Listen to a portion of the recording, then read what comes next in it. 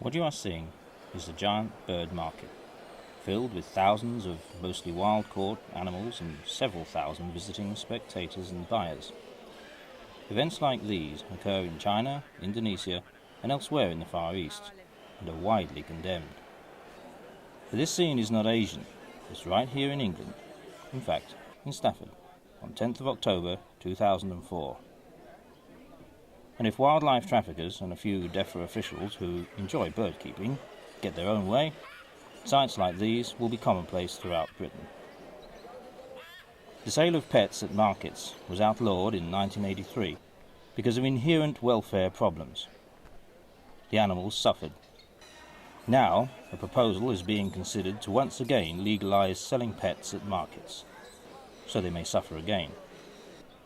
Rogue markets, like this one, still slip through the net, but they are being stamped out by local authorities and animal protection groups.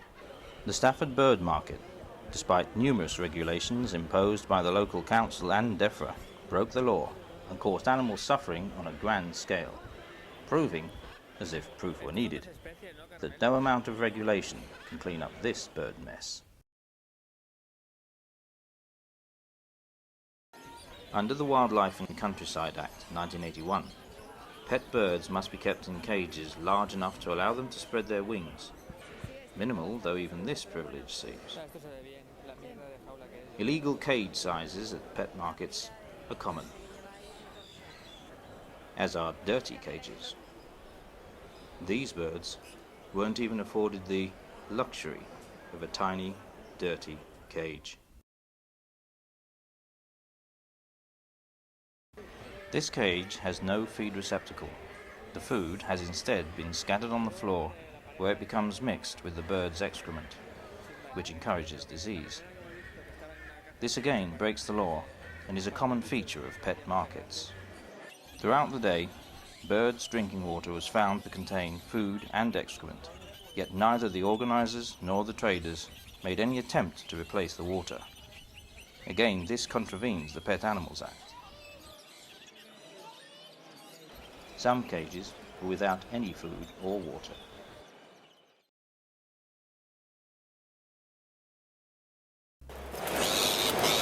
Birds are very sensitive to uninvited physical contact.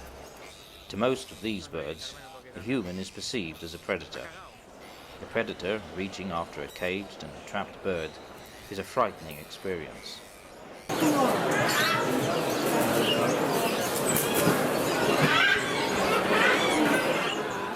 The clumsy and abusive handling seen here causes the birds unacceptable stress.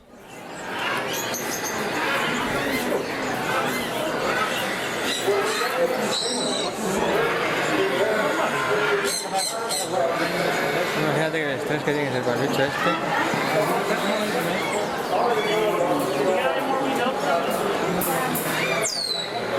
Bueno, vamos a...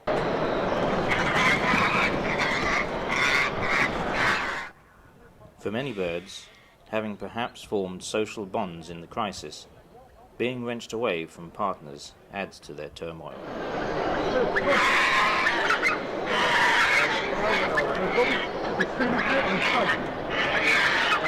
And for those birds in neighbouring cages, even the spectacle of a bird's capture can be traumatic.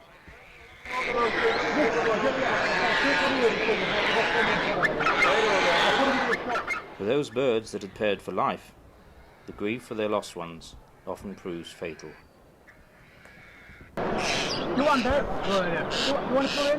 Pet shops are not without criticism, but the invasiveness and abuse of birds at pet markets takes animal mistreatment to a new level. All part of the trappings that are fundamental to life in the pet market.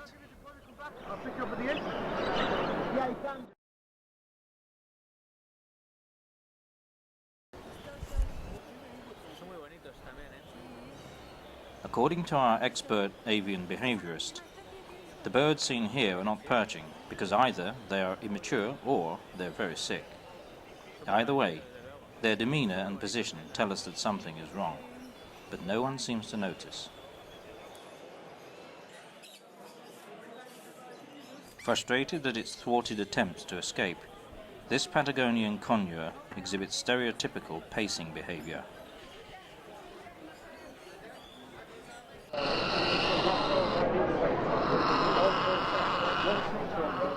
This wild-caught Timney Grey growls in fear at the invasive and unavoidable proximity of people.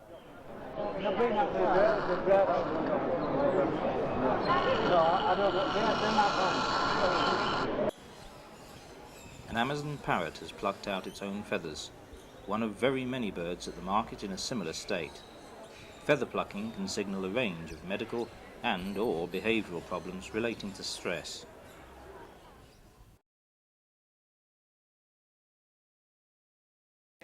Here, a kookaburra has a self-inflicted head injury from repeatedly striking the roof of the cage, smearing it with blood. It is a disturbing response to frustrated attempts at escape.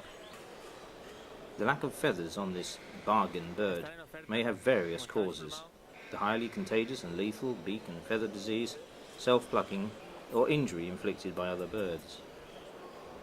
These birds are in poor feather condition.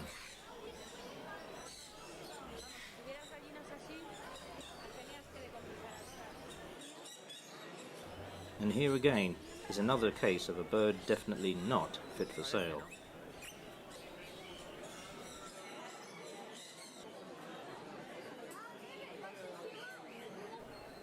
Yet another very sick bird, this time an Amazon parrot.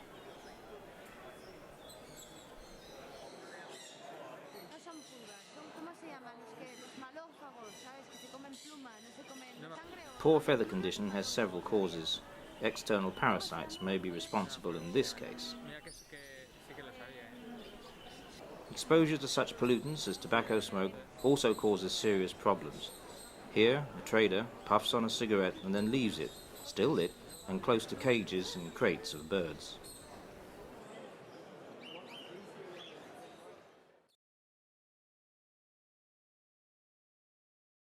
Regardless of no smoking signs, cigarettes were a popular habit among traders and the public alike. In the event of a fire, calmly evacuating thousands of people would be one thing, but what about the birds? Despite the organisers and DEFRA attempting to separate some birds and people, barriers were easily breached and no remedial action was taken. Ultimately, the public were allowed almost unrestricted access to the birds, which can result in painful and infective bites and scratches. Indeed, infectious disease for both birds and people is easily spread at pet markets because of the enclosed environment and sheer numbers involved. Now, epidemiologists the world over are expressing growing concern at the health hazards posed by exotic pet markets. So many people and so many birds, but it all comes down to the individual. And, bargain or not, this is no place for a bird.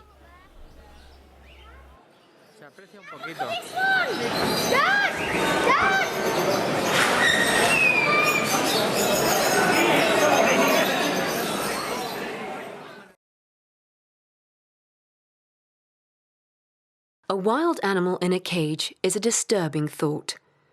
Using scientific research, education and enforcement, APA is working not only to make people think about the brutal trade in wild animals as pets, but also to get it stopped.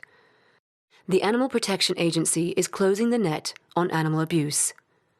APA exists because wild animals need us on their side, and we need you on ours. Please visit our website and show your support by making a donation today.